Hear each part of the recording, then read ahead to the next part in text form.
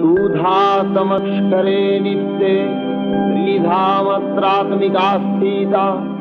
अर्धमात्रा स्थिता नित्या ज्ञानुच्चज्जा विशेषतः तमेव सा तं सावित्री तं देवी जननी परा तयैव धर्यते सर्वं तयैतत्सृज्यते जगत्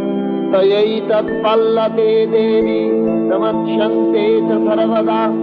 विसृष्टौ सृष्टिरूपातं स्थितिरूपा च पालने तथा संहृतिरूपान्ते जगतो स जगन्मये महाविद्या महामाया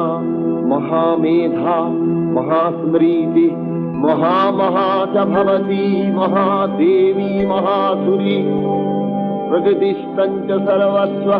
गुणत्रय विभाविनी कालरात्रिर्महा